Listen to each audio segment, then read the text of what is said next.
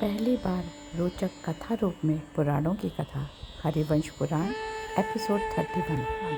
कृष्ण द्वारा अर्जुन वृक्षों का उद्धार। वैशंपायन जी कहते हैं, कुछ काल बीतने पर वे दोनों सौम्य बालक कृष्ण और संकर्षण घुटनों के बल चलने फिरने लगे। वे दोनों भाई एक ही कार्य में संलग्न रहते थे और एक ही शरीर के दो भाग से प्रतीत होते थे। उनकी दिनचर्या भी एक सी ही थी। प्रभु की लीला देखो, श्री कृष्ण जगत के रक्षक और होकर भी गोप बालक बन गए थे। वे सदा क्रीड़ा कौतूहल में ही लगे रहते थे। उनके सिर के घुंघराले बाल नेत्रों पर लटक कर उन्हें व्याकुल एवं चंचल कर देते थे। वे क्रीड़ा में ही आसक्त हो सारे ब्रज में विचरते रहते थे।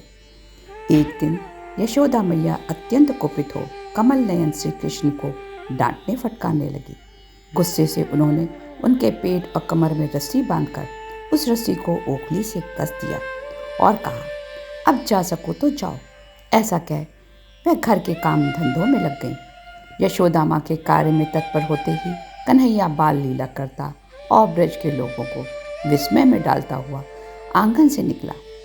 वे ओखली को घसीटता हुआ वन की ओर चल दिया।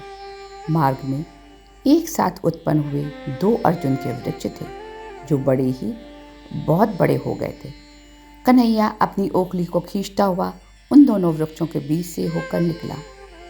कन्हैया के कमर से बंधी ओखली टेढ़ी होकर उन दोनों वृक्षों की जड़ में जा लगी और वहीं अटक गई। कन्हैया ने उन्हें वृक्षों सहित ओखली को जोर से खींचा। बालक कन्हैया के द्वारा वेग से खींचे गए वह अर्जुन वृक्ष जड़ और शाखाओं से टूट कर गिर पड़े। बस फिर क्या था, कान्हा अपने दिव्य बल का आश्रय ले गोपों को दिखाने के लिए उन दोनों वृक्षों के बीच में खड़ा हंसने लगा। गोपियों ने जब बालकृष्ण को इस अवस्था में देखा तब वह करुण क्रंदन करती हुई यशोदा जी के पास गई। मुख पर घबराहट लिए वह गोपियां बोली, यशोदा जी जल्दी आओ।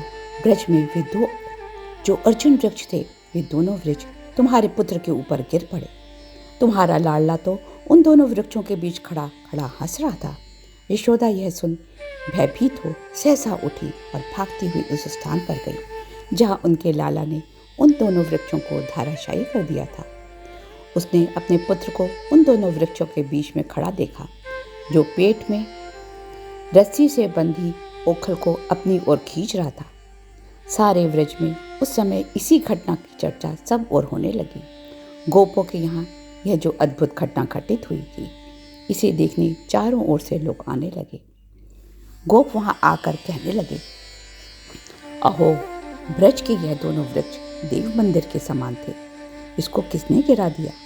भला हुआ इतने विशाल होने पर भी इन वृक्षों ने पृथ्वी पर गिरते समय तुम्हारे बालक को जीवित छोड़ दिया। परंतु यह अनहोनी घटनाएं इस ब्रज में तीसरी बार घट रही है।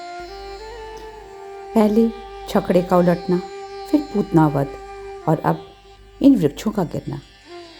ऐसा प्रतीत होता है कोई बाहरी ताकत ब्रज के में इन घटनाओं को अंजाम दे रही है। इस स्थान पर ब्रज का रहना अब उचित नहीं जान पड़ता। इतने में ही नंदगोप ने सहसा बंधन खोलकर श्री कृष्ण को ओखली से मुक्त किया। तदंतर नंद यशोदा की निंदा करते हुए घर गए। साथ ही अन्य गोप भी ब्रज में पधारे। रस्सी उधर में बांधे जाने के कारण श्री कृष्ण का एक नाम दामोदर भी हो गया।